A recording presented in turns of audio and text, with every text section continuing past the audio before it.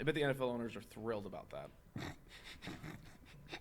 bet the NFL owners are probably calling up Roger like, dude, that was a sick thing for you to say. I'm super happy that you gave it out for my players to boycott. He also can't even really take any other position at this point, though, because of the leverage that the players have and the way that things have gone down in the rest of the sports leagues. And that I don't think it's going to happen in the NFL, though, because they can't afford most of the players. Exactly. They're not different set than, up like, the NBA like the has 82 NBA games. Baseball, not this year, but has 162 games. Well, just the nature of football, too, and I don't know, just the difficultness of your career. It's a different dynamic for sure.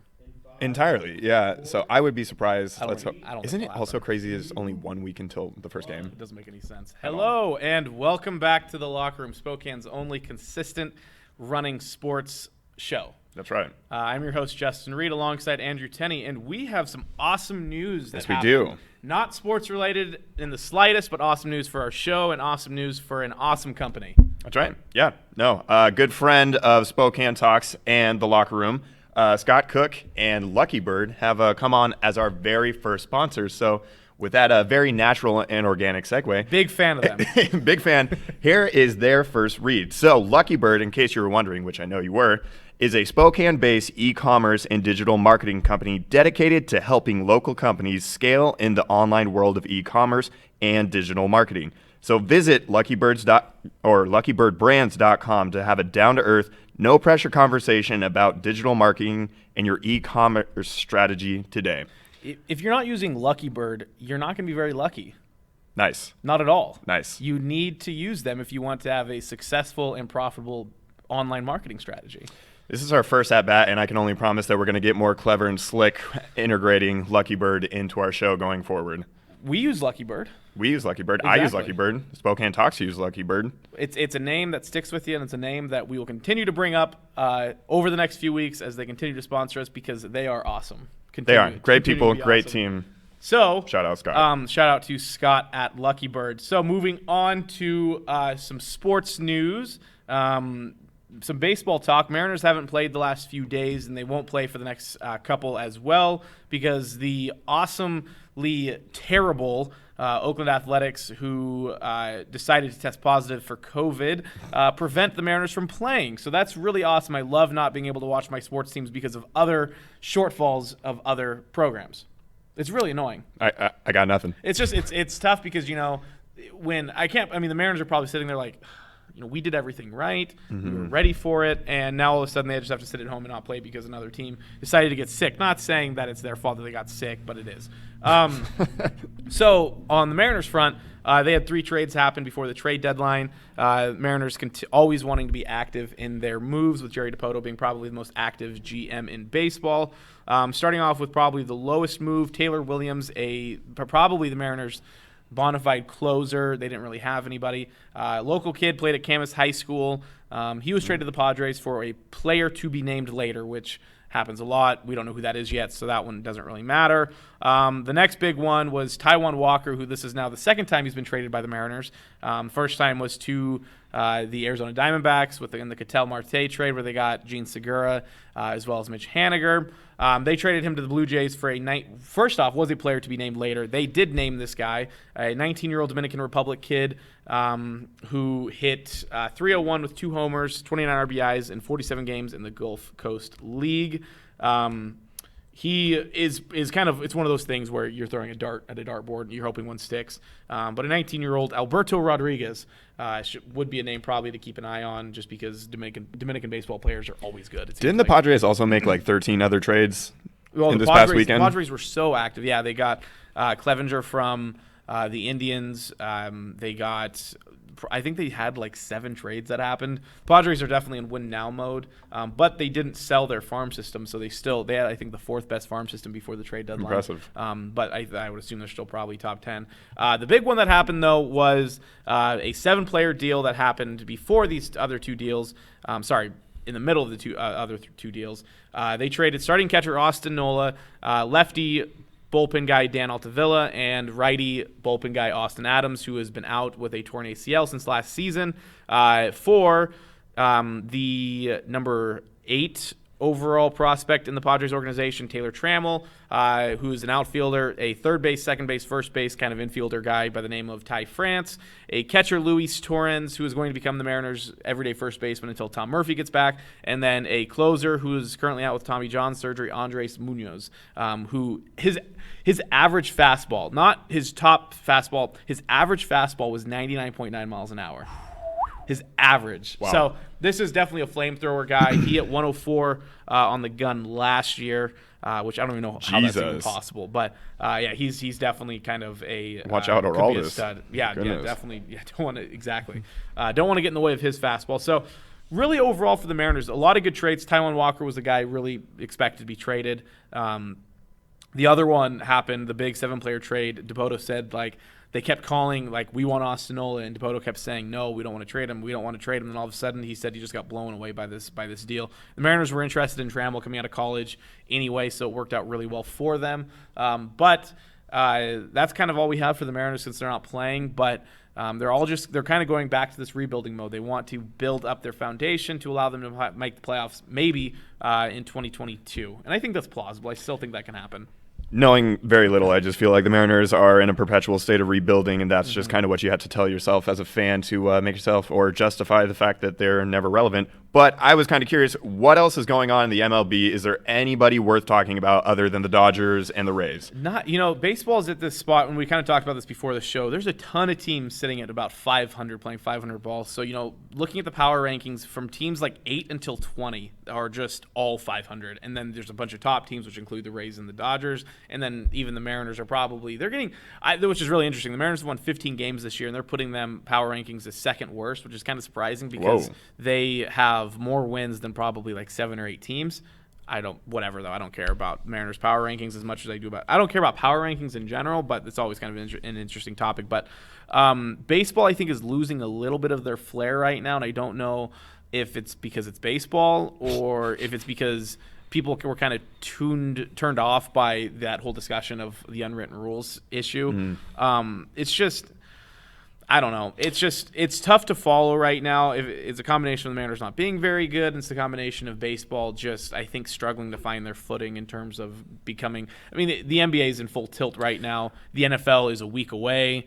They're in a tough place, I think. Well, even though it's a 60-game season and significantly shorter than a typical MLB season, they are right about at the midway point of the season. So they're in, by this season standards, the dog days of their season. So I feel like that's got to be a part of it. Obviously, the NBA, NFL is ramping up, which is insane because a week from today, we have the opener with the Chiefs and the Texans, which is amazing. It doesn't feel real yet. No. Without those preseason games, it feels like well, we talked about this too. It's weird because our schedules and our seasons are kind of dictated by when sports start. So football should have started a month ago almost now with the first preseason game. And so knowing that football starts and it is real next week is kind of throwing everything for a loop. I'm really hoping and banking on that switch just being flipped when we do see the Texans and Chiefs take the field and it's like, oh my God, we're here. Yeah, because there hasn't been just that gradual ramping up of excitement and just real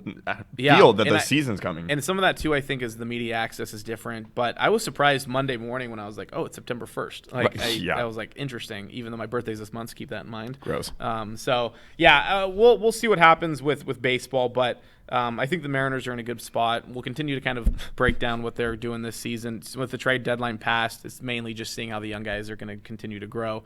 But speaking of NFL, we do actually have a little bit of breaking news that happened a couple hours ago. Seahawks re-signed Josh Gordon to a 1-year deal. He is currently suspended, waiting to be reinstated by the NFL, probably for smoking pot for like the 8th time in his career.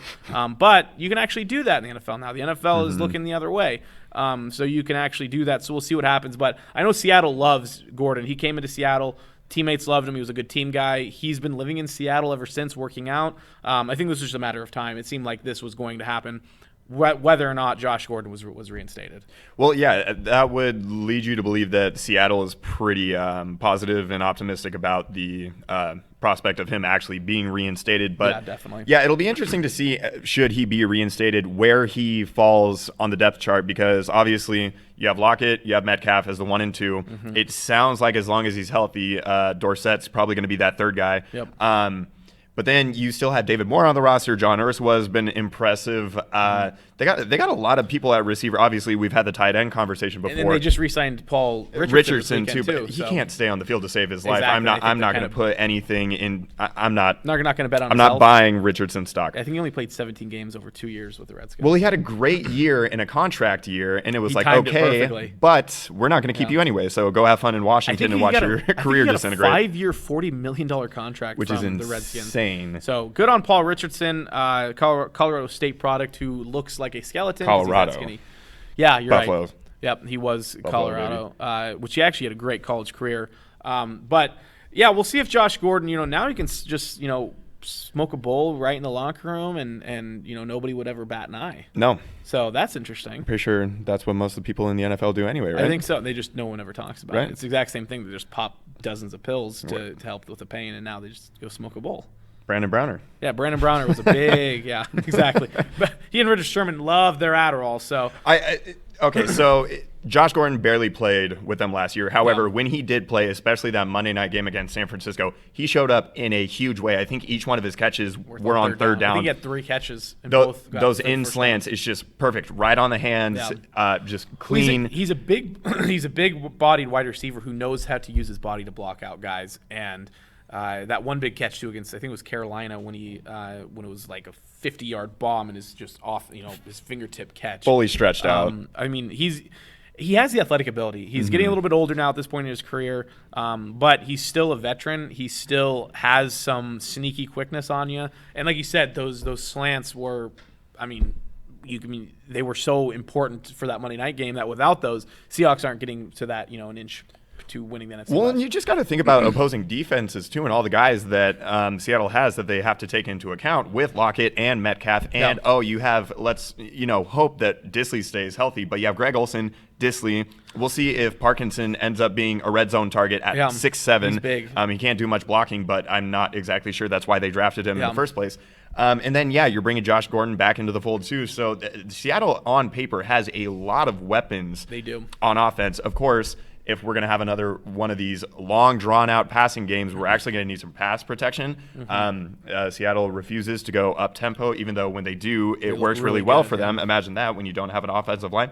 What do? You pass the ball quickly, get it out of your hands. But reason to be optimistic, cautiously, until we watch the first game and then their line is getting their brains kicked in, which usually happens. Which can definitely happen. Yeah, Justin Britt was also in for a visit this weekend. Twice. He's coming for 2 now. He was in a visit. Now he actually had a workout, I think, yesterday, if not Monday.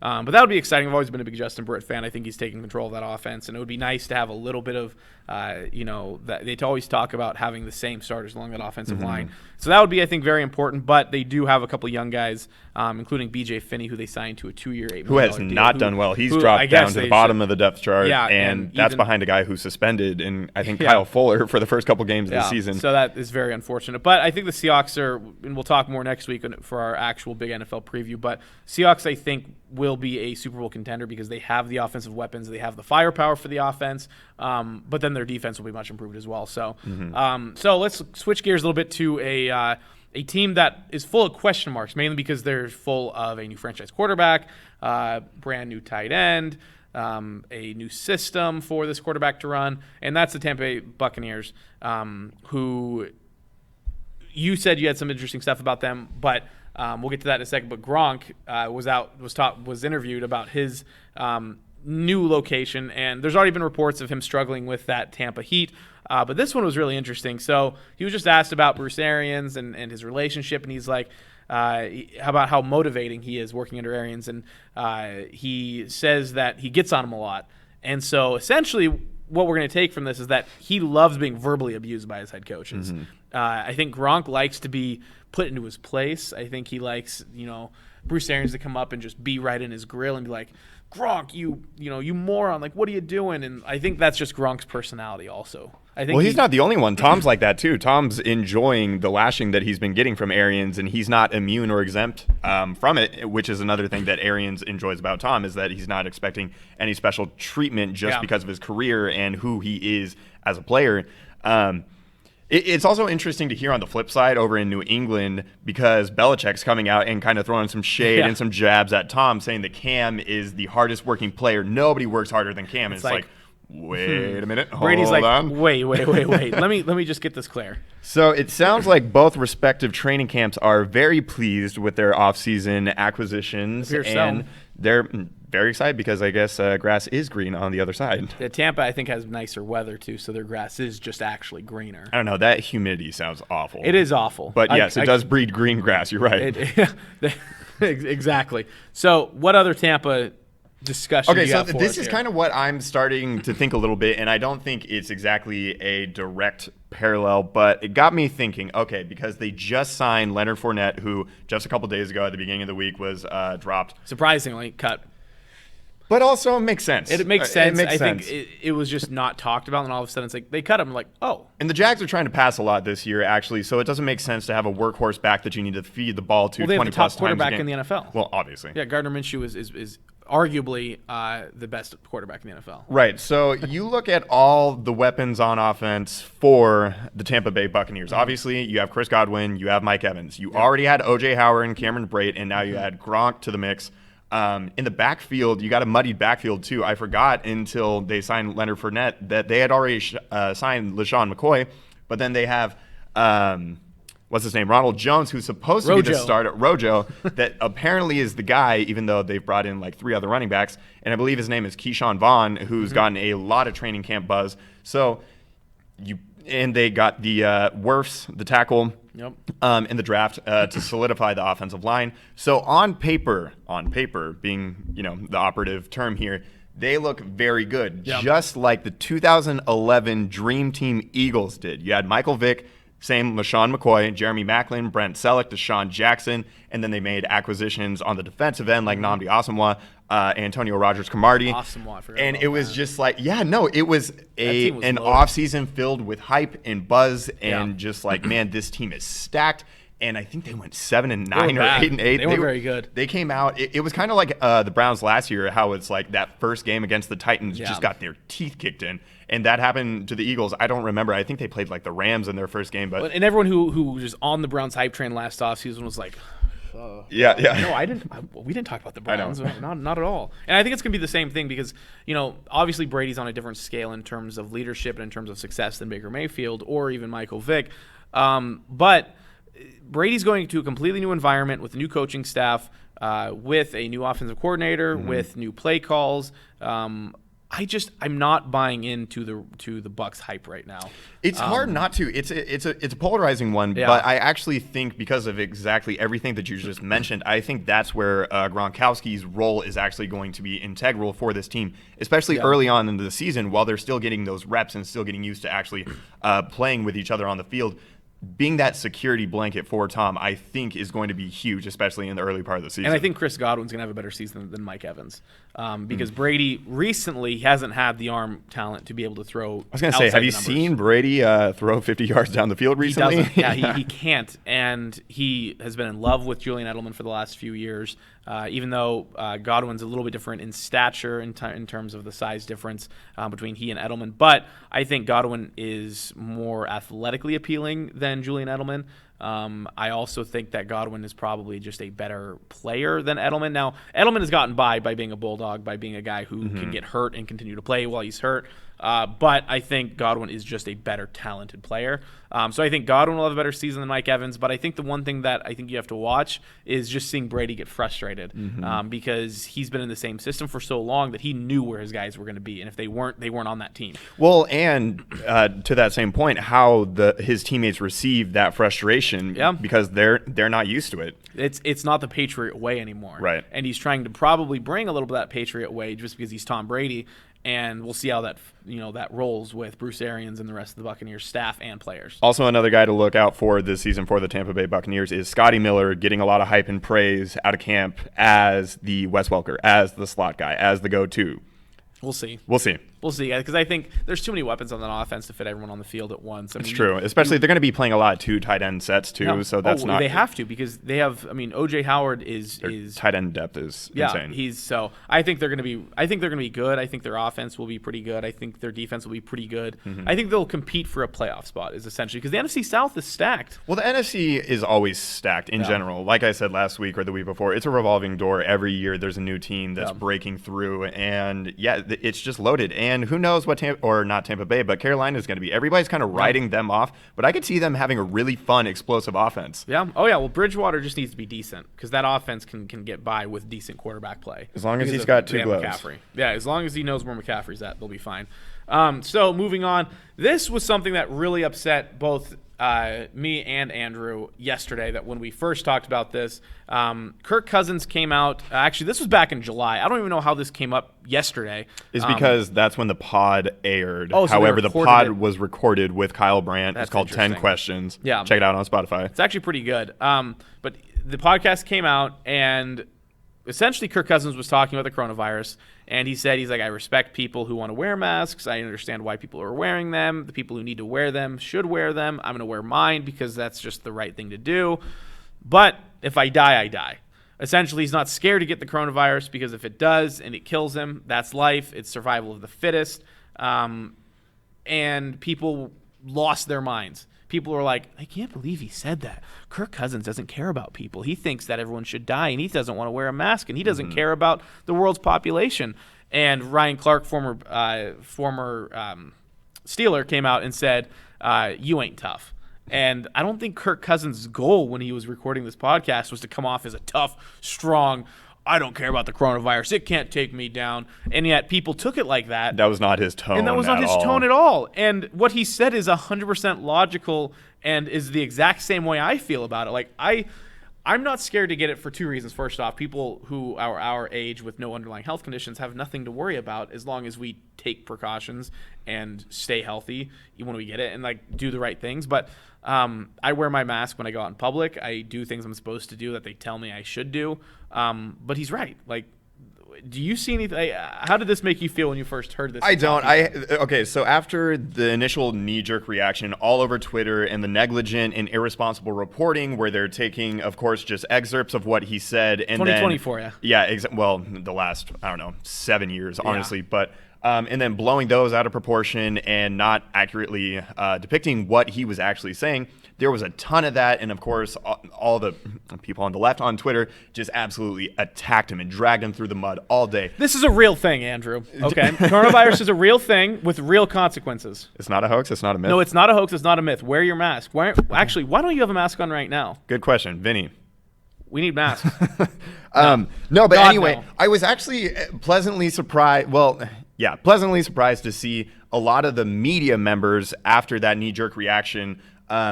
They came out and supported him and were actually like, no, if you take in full context what he said, this is about as normal and rational of a position that you can have on the virus if you're not one that really subscribes to all the fear-mongering that's out there surrounding the virus.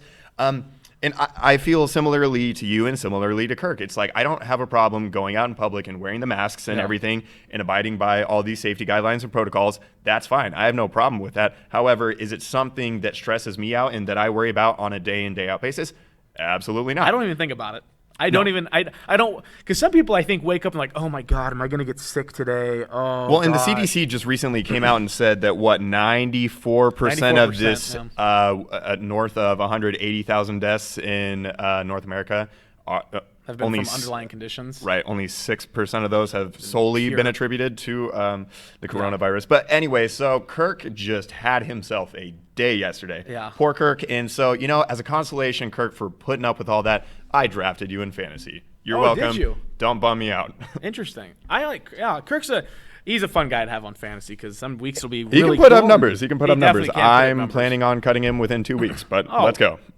Once he gets coronavirus.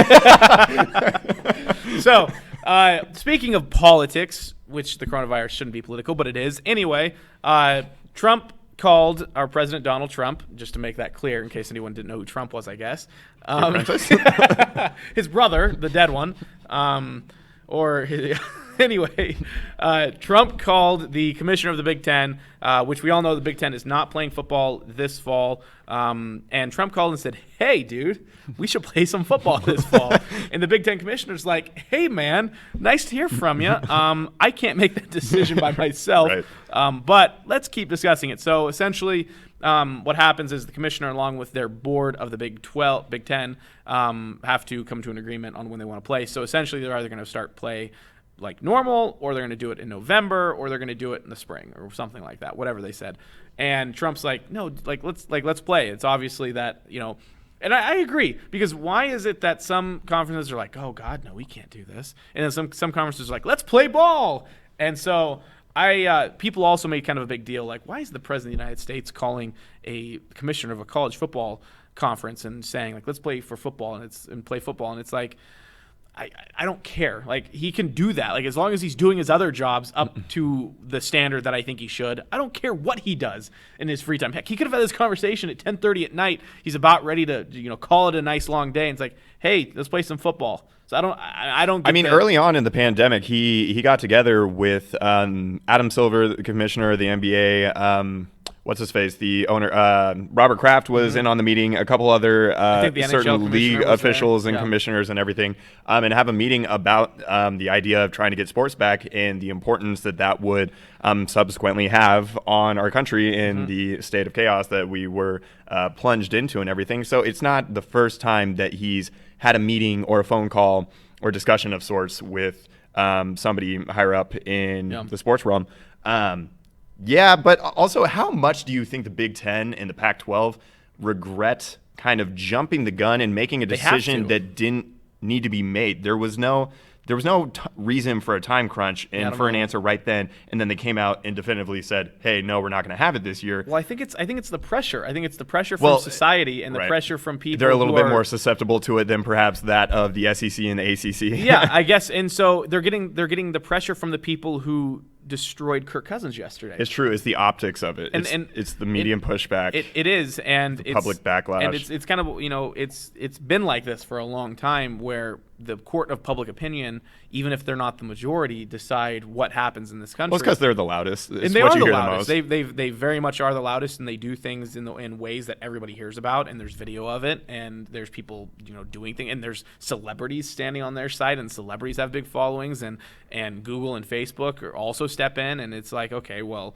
the silent majority also has a little bit of a say, but whatever, that's fine. Right, but if they were not comfortable playing it now in the first week of September or the second week of September, like, I don't understand why you have to come out and say there's absolutely no chance of a season happening at all. Why not be able to just like string it along? Let's, every couple of weeks, let's check in and kind of test the waters and see where we're at, because I think that's a really, again, rational approach to it. But in order to appease the media and the public. There's no such thing as rational decisions anymore. It's just decisions made on a whim based off of what people essentially force you to do, because if you do it the other way, then you're going to be put on blast and you're going to go down. You're ostracized. Oh, for sure. And that's been a problem for a long time. I think they should play. The Sounders just had a game last night. They were playing at Real Salt Lake, and they have 20% capacity, and so there were fans in the stands. And I mean, I don't know. I just think it's going to get to a point where eventually you have to get back to some normalcy, and some communities are doing that, and I think they're doing a pretty good job with it. Well, this past weekend I watched a decent amount of high school football in which the bleachers were filled with the respective student bodies, which was interesting to see. Yeah. Also, the smaller colleges, FCS schools were playing college football this past week. Also had some fans in attendance. So I mean, people are doing it. It's a thing. They're doing it, and we're not seeing the spikes. At least it's not being reported. And I think that's the big part, that if there were spikes, we'd hear about it. We'd hear about it really fast. Because same thing with, like, let's go back to Sturgis and the motorcycle rally. I just saw the first headline from that. Someone just died after attending Sturgis and he had COVID. And it's like, okay, like, people probably die at Sturgis anyway from drug abuse. I mean, that probably happens anyway. So that's the thing, is if we don't see headlines about it, that's that's the media trying to pretend like, yeah, it's still a thing. We're just not going to cover it. Like, of course, things are still going on. So I think Big Ten should get back to playing. I'm going to give a call to the Big Ten commissioner and probably let him know my thoughts, too. Yeah, would you please? Yeah, I think he would really appreciate hearing my thoughts and opinions. I'm sure he's actually wondering to himself where Justin Reed's phone call has been. He's watching this right now, expecting me to call him probably in about 15 minutes when we get done. 15. Yeah. That's generous. So we'll move on to some NBA talk here. To get away from football.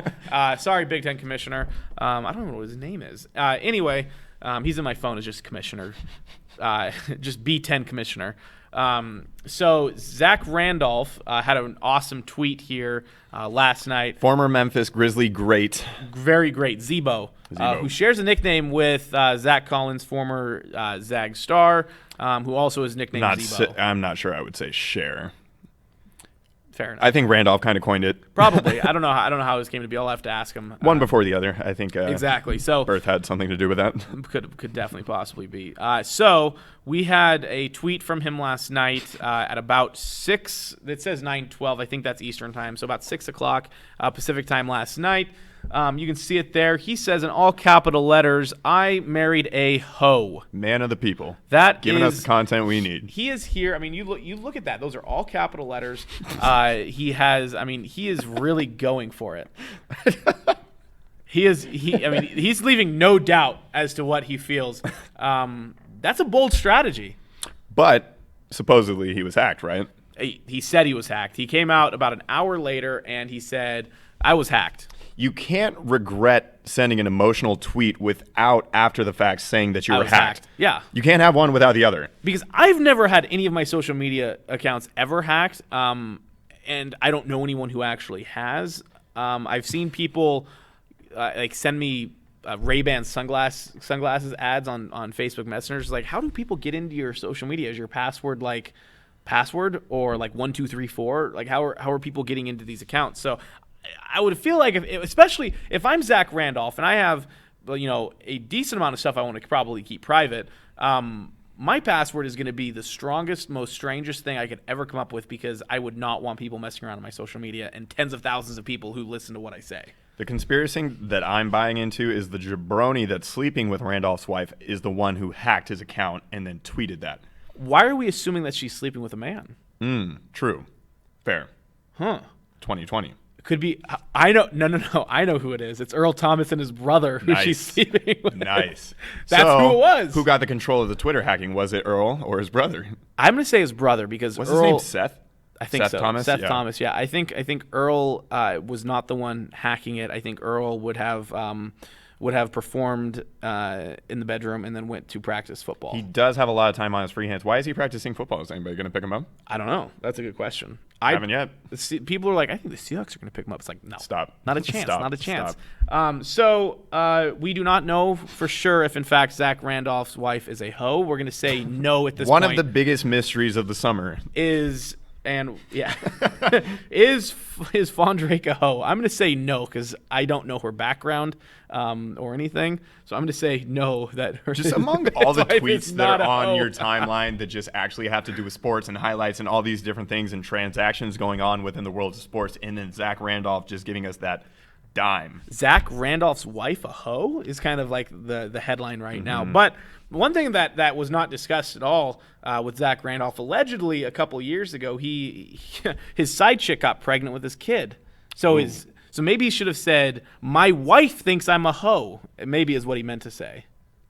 Wow. I'm just going like second level here. Yeah. I think there's this massive underground conspiracy happening with Zach Randolph, his wife, and his side chick with a son. I don't know if she birthed a son. I don't think anybody could have anticipated this amount of Zach Randolph coverage. No, not at all. But I love it. I'm a big Zebo fan.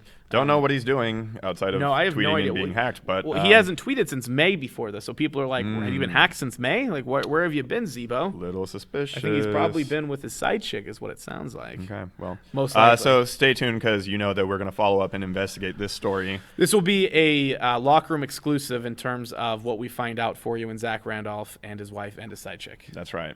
So actual NBA stuff that's going on with the NBA playoffs happening. with a lot of these. Speaking of women and the NBA, a lot of guys there's been, I think, a few porn stars and a few Instagram models who have come out talking about their relationships with current NBA players. But that's a discussion for another time. Look it up. It's actually pretty interesting.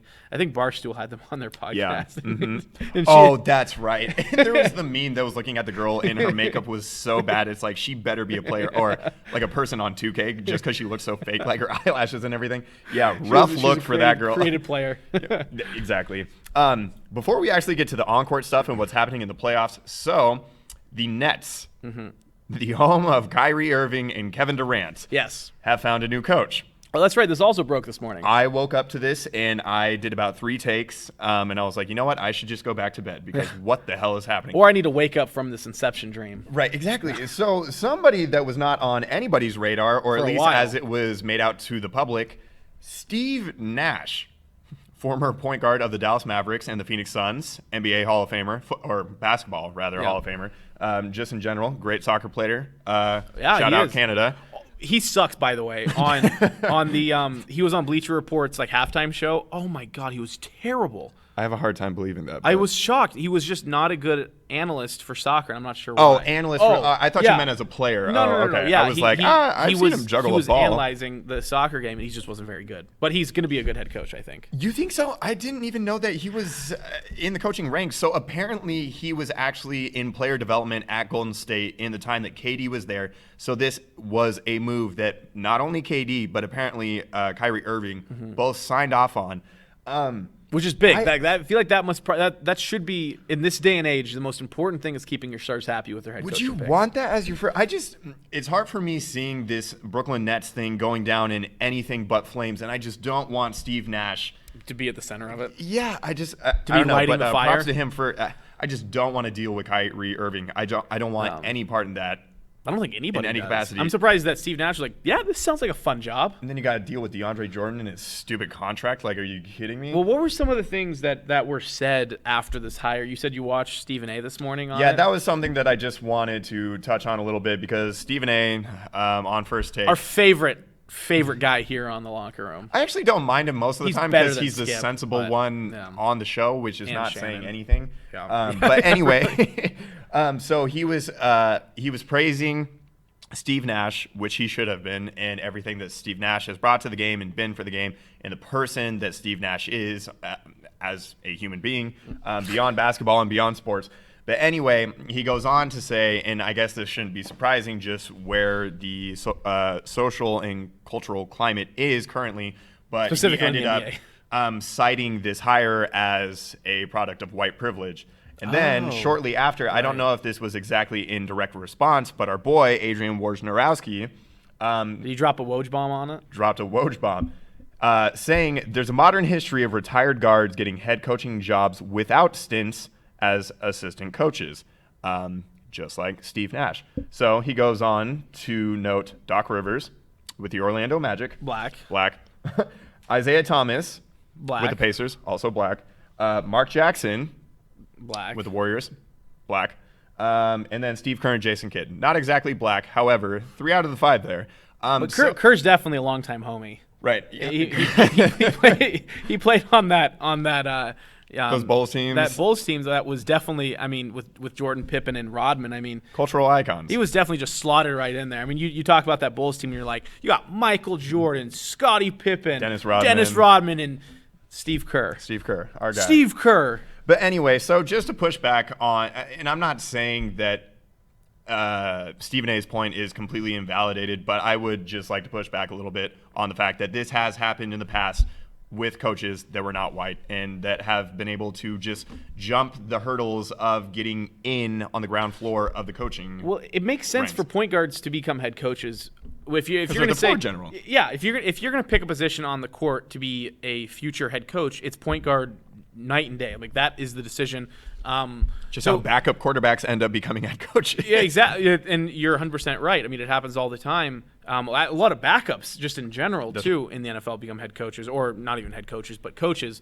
So you said, though, that you saw that Kyrie and Kevin pushed for that, or was that? So it sounds like, and I think there's still a lot of information that's yet to be divulged to the public about it yet, but it sounds like it was Kevin Durant really pulling for this because of his time at Golden State which I didn't even know about this, when Steve Nash was in player development. So my thought on this then is you're looking at a guy like Kevin Durant and Kyrie Irving, who are both, and specifically Kyrie Irving, who was very much at the forefront of the discussions happening among the Black Lives Matter movement in the NBA. If Stephen A is going to come out and say this is just another example of white privilege, then what questions are you asking Kevin Durant and Kyrie Irving? Because I know for a fact that before they made this hire, they came over to Kevin Durant and Kyrie Irving or called them or whatever and said, hey, or if they reached out to them, either way, they're the final ones to sign off on that. Right, they're the ones that got Kenny Atkinson fired in the first place. Exactly, and that's the leverage that they have. And then you have Stephen A. coming out and saying this is an example of white privilege. Yet you have star Black NBA players who are standing up and saying this is the guy that we want. So there's this double standard, and I think it's both a double standard and also an unclear message as far as what the NBA and what its athletes and what sort of forward-thinking analysts like Stephen A.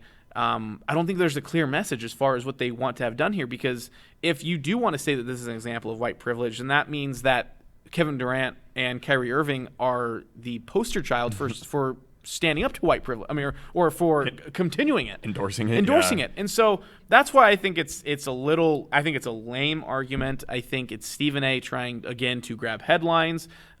Steve Nash. Well, you got to think about the headspace that he's been in, being on shows over the past week and the past months, ever since the murder of George Floyd and everything. So I'm not surprised that he came out and said that. No, not surprised at all. But I just wanted to push back a little bit on it, not to be the two white guys sitting here saying, "Hey, like white privilege, like pump the brakes." Like, yeah, maybe a thing, but in this case, I certainly don't think so. I don't see it at all, and I think it takes away the validity of it somewhere else. I think if you really are going to stand on that podium and fight for that, that's awesome, but do it on the right circumstances, because I don't think this is it. And I think this also clouds the message, because then you're gonna have people who may actually need to be like white privilege, or to hear that right message. Now they're gonna turn away, and they're not gonna listen to you when you actually do make a good point, because this is a bad point, and I think this is a bad example of it. And I think it clouds the message of what the NBA wants to do. Yeah, in my opinion. Yeah, they're just going to be bad examples, and there are going to be bad moments such as this on both sides, just because it's such a charged, emotionally topic of discussion, and it's so nuanced and it's so gray, and it's always difficult without having a lengthy dialogue in which you are able to explore every nook and cranny. And that is the hard part too, is because you'll never reach the bottom. You'll never touch all sides. You'll never be able to do it in a way that doesn't either A, offend somebody on either side, or B, get the right message across, because it's gonna sound bad probably either way. It's inevitable. Exactly. So, no, I think it's interesting. We'll see and best of luck to Steve Nash. I think he's a good guy. Yeah. He's obviously very intelligent. He knows what he's doing in terms of play calling and running the floor. But that doesn't mean he's really great at leading a team full of people that aren't his teammates. Right. Now he is the guy running a bunch of guys who aren't much younger than him in the grand scheme of it. Also, Derek Fisher was another example of a guy who went straight from being a player to a head coach. So, I didn't even think about Fisher. That's out there. But anyway, so that was a big bomb in the NBA world that will not really matter until the next season starts, because, hey, Brooklyn is at home. But they are going to be, I think, pretty good next year. Unfortunately, I know this is the Celtics window, unfortunately. Yeah, okay, really. But speaking of the Celtics. So, I'm actually not going to start there. I won't wave my flag yet, but it'll come now. So, playoffs. It's happening. What's up? We are officially in both the Western and Eastern Conference into the conference semifinals now. We've narrowed it down to 8 teams across the league. But, okay, so last night, Game 7, which everybody was excited for, because this, on paper, was the most interesting matchup of the first round between Houston and OKC. And it was just interesting because every game that Houston won, they absolutely slaughtered OKC. And then every game that OKC won, it was a very close, heated contest down to the wire. They were just kind of made for the way that their team is built. made for those games with their veteran presence, also being the best free throw shooting team in the NBA, and just making good decisions late in games. That didn't exactly happen last night as they fell by 2 points to the Houston Rockets. Boy, James Harden is thanking everybody on his team that they won that game, because Lou Dort, our guy who really showed up, especially for the casual fans that didn't know about Lou Dort, he became the Harden stopper. And there was one game, I think it might have been Game 5, where Harden had his way with him. But beyond that, the rest of the series, he was doing a really good job on Harden, and that was the case last night. Harden went 4 of 15, including 1 of 9 from 3, and 17 points in a Game 7 that was not a runaway win for the Rockets. They needed him. And fortunately, other guys like Eric Gordon and Russell Westbrook actually didn't completely shit the bed yesterday, so that helped. But because that would have Harden already has this reputation that lingers around him, in my opinion, justifiably so. He has shrunk and disappeared in big moments over and over and over in his career, even dating back to the 2012 finals when he was still with OKC. Just a shell of himself in these big moments, and that was the case yesterday. The biggest play that he made, which we'll get to later, but he dodged a ball. So I liked all the dodgeball references last night. That was also he was funny. getting caught up on his Ben Stiller Yeah. movies. But so Houston moves on. Really, OKC, a lot of people before the season didn't even expect them to be able to make the playoffs anyway. No. And I think they were a 46-win team. They made the most out of a roster in which they traded before the season Russell Westbrook, their franchise player. He's been with them since the first day of being OKC. Because Right. he was drafted by the Sonics. He was a Sonic at the very beginning, right. but he never played as a Sonic. And so and even more than Durant, he has been OKC, and that's it. Yep. So and that was a big deal. Traded away Paul George, but they got a litany of first-round picks that will keep them company throughout Thank you. the 2020s. Super happy about that. Right. And so they got Chris Paul back, and a lot of people didn't even think that Chris Paul was going to end the season on OKC. Everyone thought that he was going to be traded to a contender. And they made the best of just really an adult team. Billy Donovan did a great job, especially defensively, in trying to figure out the rotations with those guys. And they found a really lethal rotation with the 3 guards, was always their best go-to down the stretch. So hats off to OKC for a solid season and for giving Houston, who really should have won this series pretty easily, pretty handily, a real run for their money. And now Houston's going to be what I would assume is exhausted going into their next matchup against the Lakers, who have almost had a week of rest now. Yeah, the Lakers are definitely going to probably bend them over. I think so. It's an interesting matchup on paper, though, because the Lakers are one of the bigger teams, and they play a lot of big men, McGee, Dwight Howard, obviously Anthony Davis. And even LeBron. True. As the tallest point guard. True, but if they're trying to go small, matching up with Houston, that means KCP's got to get a lot more minutes. I mean, Danny Green's always going to be out there just because he's a decent defender, even though he can't hit the broadside of a barn anymore.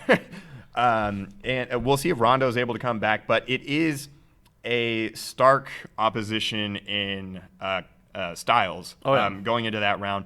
But you just got to imagine, especially with Houston being obviously all about the three-pointer, coming off of the 7-game series, really tired legs. We'll see what those three-pointers are looking like. And they play pretty soon, right? They play on Friday. It's Friday? Tomorrow. Yeah. Best of luck. Best of luck.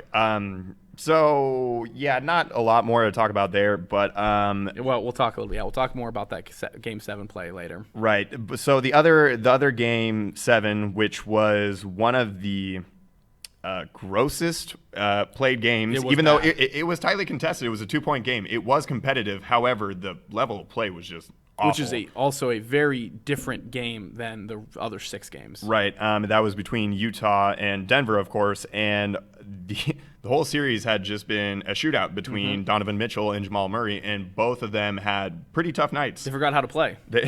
Well, I would assume they were a bit tired, but yeah. Nobody else on either team could hit anything to save their lives anyway. Denver scored 30 points in the second half, 15 in the third, 15 in the fourth. Gross. And who could have been another jabroni of the week was Torrey Craig, because at the end of that game, when Denver's already up 2 points, they get a fast break, and all they have to do with like 7 or 8 seconds left, all they have to do is dribble out the clock, maybe get fouled, hit a couple free throws, put the game away. Instead, they take it to the hole, and Torrey Craig misses the layup. Gobert grabs a rebound, outlet pass to Conley, and Conley has, albeit a tough shot, but a good look still. A good look, and it rims out, and it's just like, it was halfway down. That game away. Yeah. That did not need to be like that. Oh, man. That was what, 80-78? Was that the final score? 80-78. I didn't look and see what any stats are. I'd like to see the last time a game ended that low scoring in the NBA over the last probably 10 years. Right, and I think it's going to be a series that's going to be remembered for a long time because Jamal Murray and Donovan Mitchell, neither of them are going anywhere anytime soon, and I'm sure they're going to have playoff matchups in the future. And Mitchell just signed a max contract too already, right? Or he was. I think he's yet to. I think they were talking about it already. They're talking about it. Well, and then they got to figure out what to do with Gobert too, and whether they do. want Gobert to be the number 2, even though he's really nice. Probably like I don't know. He's not a very offensive. He's not a big offensive threat. Yeah, and Mike Conley's probably going to have to show up in the regular season because he was really bad during the regular season. Had a really hard time getting adjusted to the style of play there in Utah and actually running the pick and roll with Gobert. So there are a lot of things that Utah has to figure out, but another undermanned team, as I mentioned a lot, that didn't have really much of a bench, and obviously it might have been a different series if Bogdanovich was playing because they only lost by 1 shot is what it came down to. Yeah. So easily could have gone the other way in their favor, but looking on to Denver and the Clippers, I don't know if there's a least interesting conference semi matchup. I'm kind of over watching Jokic's red sweaty arms run up and down the court, even though I do love his style of play. But I'm just over Denver. They're gross. Their offense is just so one-dimensional. It's either Jokic or it is Murray, and just playing that two-man game. They have no shooting. Gary Harris is back, and that's a defensive plus, but he couldn't hit anything. He's been struggling all year from 3 anyway. Yeah. LA's just gonna, unless LA does this thing that they did with Dallas where they just don't really show up and just act like they've already got it in the bag and already have it won, then they should win this game in 4 or 5, or this series in 4 or 5 games. Yeah. Their wing defense is just going to be way too good, especially for Murray. All those pull-up jumpers and fadeaways and yo-yoing that he was able to do successfully against Utah is just not going to be there when you have Paul George and Kawhi and maybe even Marcus Morris on you. The defensive flexibility for the Clippers, obviously one of their stronger points. I really don't think there's a lot to talk about in that series. Clippers in 5? Yeah, probably. 5? Yeah, Murray will have one game where he goes off for 50 again or 45 or whatever, and they'll probably win. But yeah, also, Murray didn't even realize that they were playing one day after when he was in SVP the post. In the post game. He's like, interview with SVP. 2 days, okay. He's like, yeah, you guys got to go right back at it on Thursday. And he's like, what? We're not playing on Friday? And it's like, that's probably not a good omen for how this series is going to go for the Denver Nuggets and Jamal Murray. But 2 T's. So Celtics up 2-0. There you go. What's up? First time in a few weeks since you've worn that. I know. I only bring it out on special occasions. I feel like this is one of those occasions because I certainly, as a very timid optimist, as it revolves around my favorite sports teams, didn't think that the Celtics were going to be up 2-0. I was excited about 1-0 and then 2-0. Whoa. Because I was at the gym. I was watching the game. They were going into the fourth quarter down 8 points, and they were lucky that they were only down 8, okay? Yeah. And Marcus is chucking up threes, and I'm like, dude, he went 5 for 9 in game 1, so you know that's about as good as you're going to get from Marcus. You're not going to get much better than that. And then I drive home, and I get a notification, 1 minute left in the fourth quarter, Celtics are up by 3. And then I go through Twitter as I'm pulling into my driveway, and it's like Marcus Smart or Steph Curry, and I'm like, what the hell happened? Wow. He hit 5 in a row, including getting fouled on one of the threes and hitting the free throw. So he had 16 straight points to claw them back, and they ended up getting that game out. I don't know. If you're Toronto, I got to be worried just because nobody is shooting well, and Siakam, who they want to be the offensive focal point, he can't get around Jaylen Brown. He's struggling. He's not being able to do any of the things that they want him to do unless you're just taking these pull-up, spot-up threes if you're Van Vliet or Lowry, who are both shooting really badly. I don't know what kind of offense you're generating against the Celtics defense and the perimeter defenders that they have. Yeah. And the Celtics also have not played well, especially offensively. They have yet to play well. Kemba decided to turn it on in the fourth quarter finally, but he was like 1 for 12 going into the fourth quarter or something like that. He was shooting atrociously. And so I feel like Boston hasn't even played their best game yet. And you got to think, Nick Nurse, obviously one of the best coaches in the NBA, he's going to make the adjustments or whatever adjustments he can make have to, already 2 games into the series. But Toronto's not going to go away. I don't think the Celtics are going to sweep them, as much as that would, put my anxiety to bed. That would be nice. But it's been a surprising first couple of games, in my opinion. I thought it was going to be a close series, and the second game was close, and I think it will continue to be a close series. But man, Toronto, I would be scared. Sweating a bit. I would be nervous. I think the biggest difference is Jason Tatum just being the best player in the series. In the playoffs, you need that bona fide superstar to carry you through sometimes, especially perhaps if the other pieces of your team aren't exactly clicking. And he was that. He had 34 in game 2, and he just can get anywhere he wants. And he adjusted by going to the rim, driving, getting contact so that he could see the ball go through. He was 14 of 14 from the free throw line. So he was awesome in that sense, just really taking it to them and, taking it upon himself to get the offense going. So I think that he's ultimately going to be the difference maker in this series. I don't think Toronto's dead, but I think Boston should feel pretty good about the position that they're in, knowing that they can play better. Yeah. And then we move on to the final one. So the Heat are also up 2-0 on the Bucks. Did you watch any of this game last night? No, I didn't. Do you know anything about what happened? I do, yeah. They had 7 players scoring double figures, the Heat? Yeah, and then Hero coming off the bench with 17. All their starters were in double figures. Nobody scored in their starting rotation less than 13 points. And Kelly Olynyk, the star of that team, had also had double figures. Obviously. The Canadian Stallion. That's right. But the Bucks went down big early, and they clawed their way back into the game. And really, Miami should have been able to put it away. They double-team Jimmy Butler on an inbound, and he throws it, and it hits the backboard right into, I think it was Bam Adebayo's hands. Check me on that, but or not Bam Adebayo, sorry, Giannis's hands, or Brook Lopez. One of them, one of the bigs. Anyways, puts it up, makes it a 3-point game. They get a defensive stop. They come back down the floor. And this is another thing I'm going to talk about a little bit later, but Chris Middleton chucks up the 3, gets fouled. Foul called on Goran Dragic. Wasn't a foul. Anyway, was not a foul. Anyway, they called it. He hits all of the free throws, so it's tied. I think it was 113-113 or 114-114. Yeah. Either way. So as time expires, on the other end of the floor, Miami brings the ball up. Of course, it's going to be in Jimmy Butler's hands, as it should be. Yep. He takes the shot, and he has 2 defenders around him. Giannis sets his arm on Jimmy Butler as Jimmy's falling from his jump. Maybe, in my opinion, I thought he was just like, hey, don't fall too hard. Yeah. He was just trying to brace his fall, and they call a foul. And so, with no time left on the clock, Jimmy Butler has 2 free throws, only has to hit one of them, and he sinks both of them. And now the Milwaukee Bucks are down 2-0. The biggest takeaway, especially the way that the game ended in those last couple of possessions and how they were dictated by fouls, was the refs. But either way, Milwaukee, what are you doing? They have not played well ever since they've been in the bubble. They have not been able to make any sort of adjustment. Obviously, they're missing Bledsoe, so they're missing a little bit of defensive presence there. But they're also playing Pat Connaughton a lot of minutes when you have Wesley Matthews, who's a dog as a defender, and obviously you need someone on Jimmy Butler because he's been having his way, especially in Game 1. I don't know what you're doing. It's very interesting. And Giannis hasn't even looked all that great either, the whole bubble. He's looked good, because he's still a good player. But someone yesterday, I don't remember who said it, but they tweeted saying that they think that Giannis is more of a Scottie Pippen, not an MJ, and that he's still looking for his MJ. But who is going to be your MJ when you're Giannis, when you're... I don't know.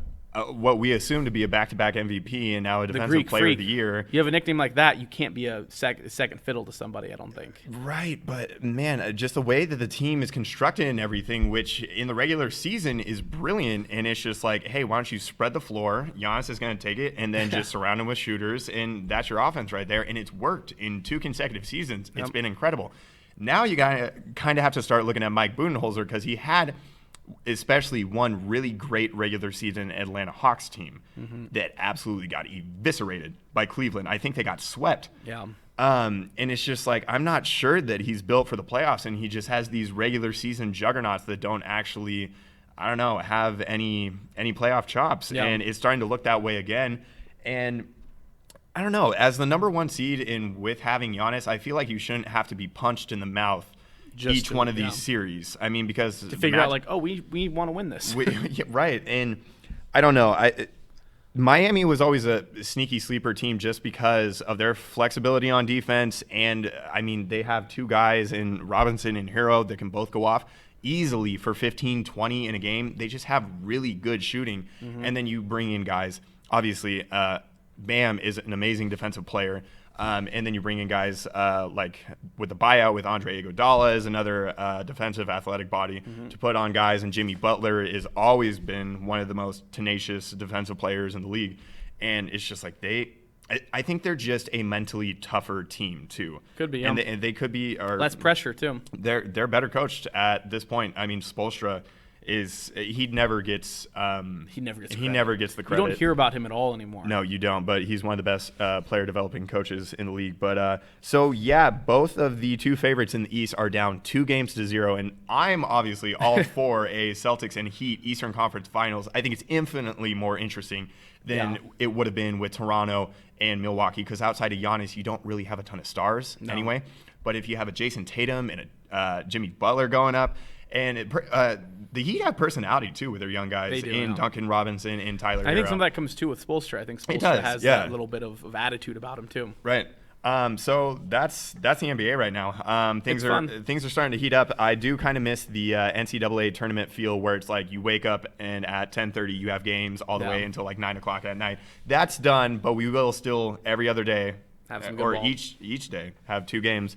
And yeah, I'm excited, especially to see the way those 2 Eastern Conference series end up shaping out. Yeah, no, it'll definitely be fun. Definitely something to keep an eye on because the NBA has been doing a great job the entire time throughout this bubble process. And the level of play has been good. The actual basketball on the court has been really, really good. There has been no drop off there at all.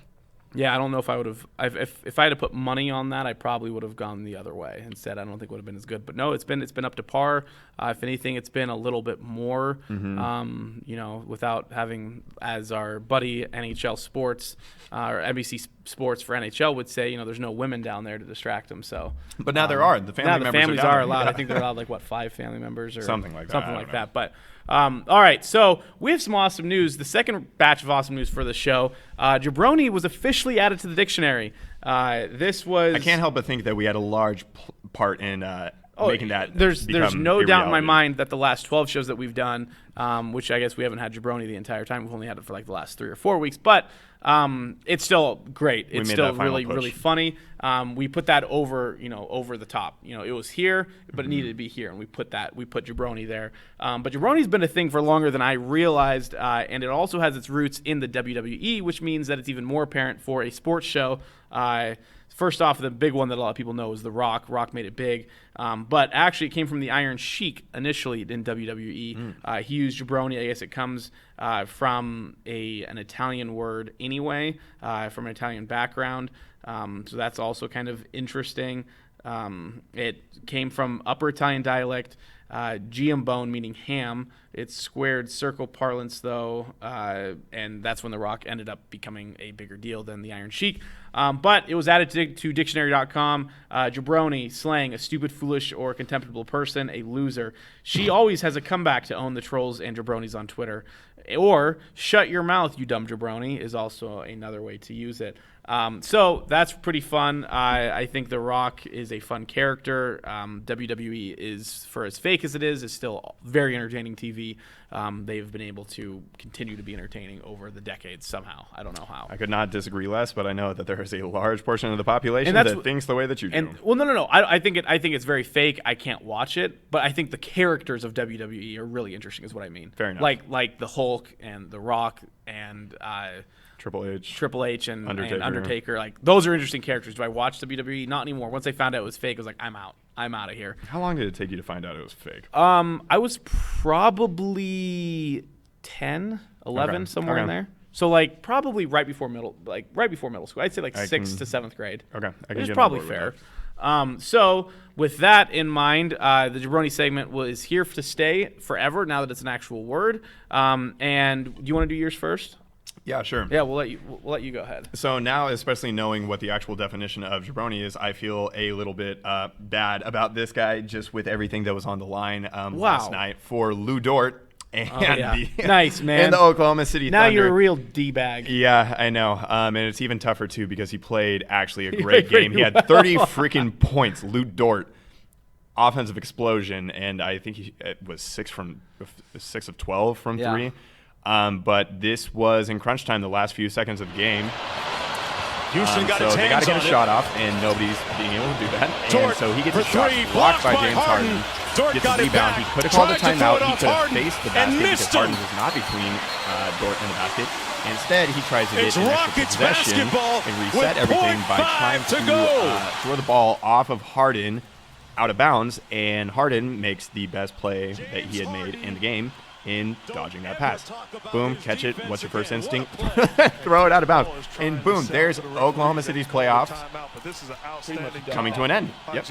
They did end up getting another possession after this in which they weren't even able to inbound the ball. They threw it to Steven Adams, and just nobody touched the ball. So Steven Adams is a great perimeter shooter, so I see that. right, exactly. Yeah, it was the logical. So logical you're play. calling poor rookie Lou Dort a I drone. am. I'm sorry, just because of the implications that it Wow. had in that being the last possession. And obviously, emotions and adrenaline are running high, especially in that moment. You know the clock is ticking down and everything, and you have a myriad of thoughts going through your head. And unfortunately, the one that prevailed was, hey, let me try to throw the ball out of bounds off of James Harden, who seemed like he saw it coming from a mile away. So hats off to James Harden for doing something athletic and something that actually contributed to your team winning in a Game 7 for the first time in your life. Good job. Good luck going forward. But Lou Dort is unfortunately my jabroni of the week. And now I feel bad because I don't feel like he's a loser because he had 30 points. Well, you should have known this was it was in the dictionary 2 days I know. ago. I really should have known. But Wow. yeah, jabroni. Sorry, Lou. It's going to be you this So week. it's all you, Lou. All right, so I have some audio for you.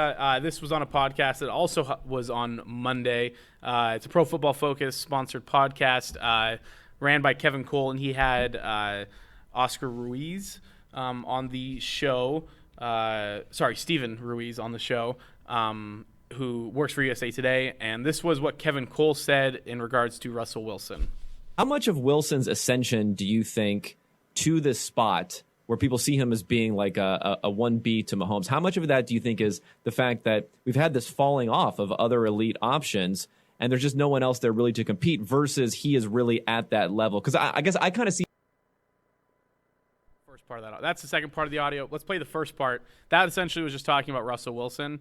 But essentially what he was saying there is that he thinks that Russell Wilson doesn't deserve to be on this top pedestal of quarterbacks, mainly because other quarterbacks have dropped off from that top tier. So this is what he started it off with in regards to Russell Wilson. let's talk about some of these rankings. And a couple of things that I want to talk about. I have some ideas. They may be a little too far. Some takes that may be a little too far out there. One of them that I've been working on, I've been workshopping, is that Russell Wilson, at this point in time, could be a little overrated right now. And the reason So we've talked actually on this show at least once about the fact that Russell Wilson might actually be underrated in terms of the fact he's never garnered an MVP vote. He's never recognized as kind of the Mahomes, Lamar Jackson, Brady, Breeze, Rodgers. Now I think people see him as that good, but they just never talk about it. Colin Cowherd for years has said that Russell Wilson is horrendously underrated. And so this guy named Kevin Cole, big jabroni. He's a data scientist for Pro Football Focus. Nerd. Typical dweeb who just doesn't – I don't know if he doesn't get it or what, because the fact that his argument – and then I'll tell you what Stephen Ruiz of USA Today, what his argument was.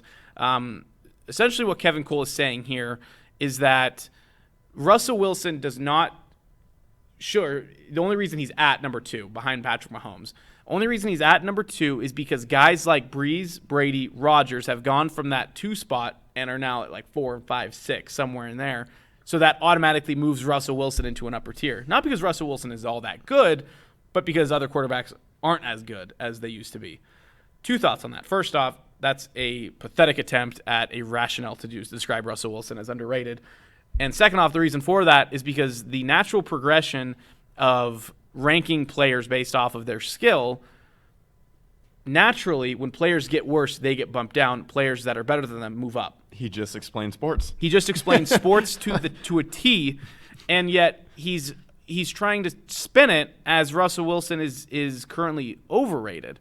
I think that's ridiculous. Ruiz comes in right after that first quote that you heard from Cole, and he says Russell Wilson is protected by an offense that is seen as ran poorly with poor play calling, and the reason that Russell Wilson is seen as better is because he makes this awful play calling and weak play calling look really good.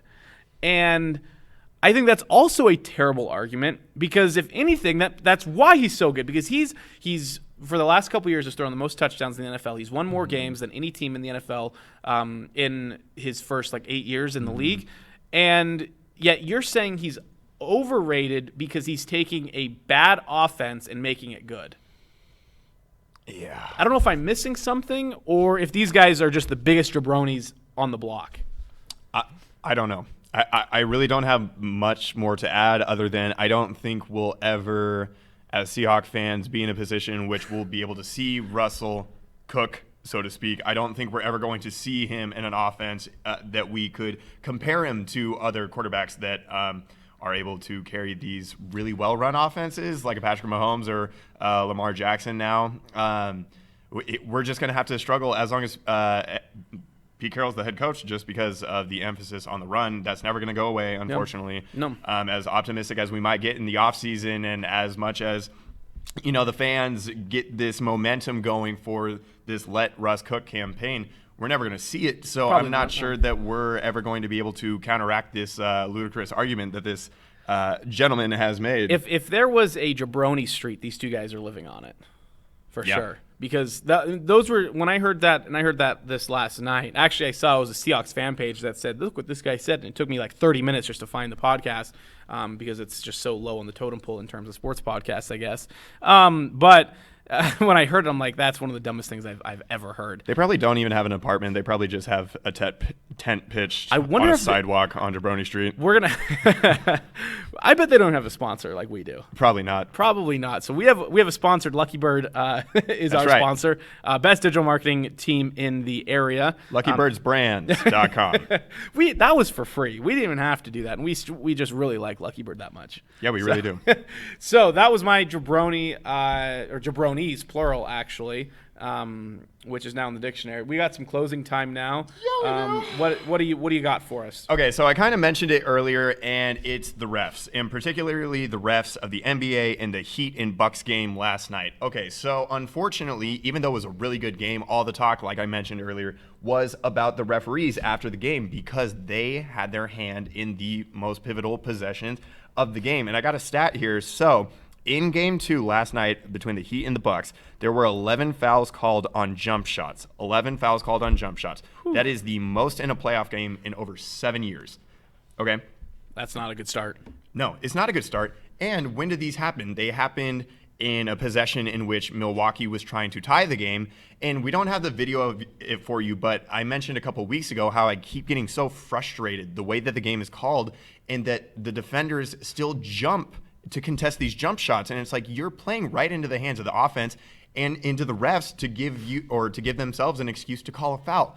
Goran Dragic on this attempted three from Middleton did not even leave his feet. He was the definition of vertical. He was straight up. He did not lean any way or any direction, and he didn't even leave his feet. If anything, you could have called it offensive on Middleton, and they called it a foul, and it made the game more interesting because it gave us a buzzer-beating possession.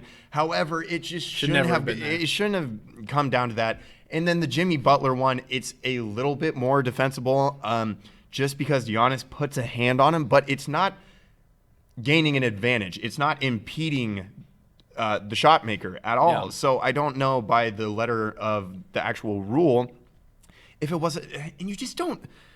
The last shot of the game, you don't want a foul called anyway. And then as ticky-tacky as it was, and then it just, it was awful. And I've been so frustrated throughout these playoffs, just the way that the game is called, because a defender's bead of sweat hits the forearm of a guy going up for a layup. It's a foul 9 times out of 10. It's a foul. It's like just because people make contact does not actually mean that a foul should be called. But that's kind of what it is. And then every player is just so mad every time that they think they get fouled that it's almost like the refs are just so used to seeing people like throw their hands up and flare and everything. And it's just like there have been so many reviews after a foul has been called in which the announcers are saying they're just going like, what the? And it's not just Jeff Van Gundy who always says that the refs are terrible. Even, people like Doris Burke, who is a living legend in so many people's eyes, are just like, how are you calling these things, man? And it's just like, it was such a good game, and unfortunately, the conversation after the fact was not really much about the game, but it was about the officials. Yep. And even though it's pretty sick, in my opinion, that the Heat are up 2-0, I wish that it wasn't because Jimmy Butler had 2 free throws to put the game away with no time remaining after the fact. So I just want the refs to be able to tighten things up. It's the playoffs. I mean, typically outside of the bubble in all the years prior, when the playoffs have really started to heat up, especially in the later rounds, the refs are usually pretty good about letting a little bit more physicality actually play out. And that has just not been the case so far. And I don't want this to be a talking point throughout the rest of the playoffs. I don't want the playoffs to be marred by the officiating. So Scott Foster, and actually it wasn't even Scott Foster's crew, which is actually pretty amazing. But the Heat and the Bucks officiating crew from last night needs to be put on notice, and let's not have this going forward, please. So they're close to being on jabroni status. They really are. So actually, they're lucky. Yeah. They're lucky they that made they're on the closing time. time. Right, you're lucky. Lou Dort actually had the worst play of his young career, but big Lou Dort fans anyway. Anyway, so that's my closing time. Refs, figure it out. Refs, figure it out. What you got? If not, you'll find your place on our second to last segment. And you don't want to be there. You don't want to be there. That's bad. Jabroni Street's a bad place to be. Tense. It's a bad neighborhood. A lot of tense. A lot of tense. So my closing time is kind of nice and fun, and it has to do with local legend Domantas Sabonis, who got engaged at some point, but before today. I'm not sure when. It didn't say. But the Pacers were nice enough to put a nice post here for Domantas Sabonis and his new fiance. My favorite part about this entire thing is she looks like a child. She looks like somebody who has just graduated high school because he is an abnormally large person. He's on one knee. And at full height, she's probably the same height as him when he's on one knee. And but it's nice to see, look, a nice beach. Looks like his foot's healing nicely. So that's always a good plus. Those pants are doing wonders for Sabonis. Yeah, those pants are pants. doing great things for him. So congratulations to Sabonis and his new fiance. I wish I knew what her name was. Shoshana? Shoshana? Is that true? All right, Vinny coming in with the Vinny just knows all about the fiancés. Oh, it's on what? Where's it at? Oh, it is right on the tweet. Wow. Reading really helps. Shoshana. Huh, I wonder if she's Lithuanian too. Maybe. That seems like a Lithuanian name, right? Mm-hmm. Because sure. He's a Lithuanian. Actually, technically, he was born in Portland, but he is of Lithuanian descent. Mm-hmm. Domas. So, congrats to them. That's cool news. Nice to see that Sabonis looks like he's healthy. He's not. I mean, he's on the beach, so maybe he's getting a workout in too, doing some running there on the dunes. But you know what's really exciting is that the next time we come back and do this pod, there will be NFL football that night. That night, we are on NFL watch. At this point, we are approximately 7 days and 5 hours from kickoff. Mm-hmm. That's thrilling news. It really is. And so expect from us our big NFL preview 2020 season pod next week. We'll get the NBA in there a little bit just because it's going to be further into the playoffs, and that is actually still something that matters. But we're probably not going to have a lot of NASCAR, not a lot of golf, not that we usually do anyway. But it's going to be a big, bad NFL podcast. We'll have a Seattle Kraken pennant. That is en route from Dick's Sporting Goods. Thanks, Dick's. Booyah. That will be right up there as well. Probably not much NHL talk. Crackheads, baby. We're coming for your favorite player, so watch out. Expansion NHL draft. When is the expansion draft anyway? I would assume it has to be soon, right? That's a great question, but I don't think they need an answer right now. They play next season.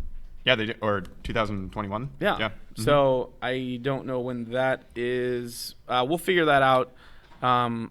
Nope, that was 3 years ago. That was for the Golden Yep, Knights. doesn't matter because we're coming back at you next week. Past. So we will get that Everything answer you need for to you know about the about the NFL. Seattle Kraken, because they will be behind us. We'll have our NFL special, which will be a nice long one. So we will see you back here again next week. Thank you for stopping by and letting us talk to you. And be sure to check out LuckyBirdBrands.com. See you guys. Thanks for watching The Locker Room on Spokane Talks. Check us out on Facebook as well as our other platforms. We want to hear from you. Join the conversation by emailing us at info@SpokaneTalksOnline.com. And for more sports news, opinions, and content, follow Justin and me on Twitter.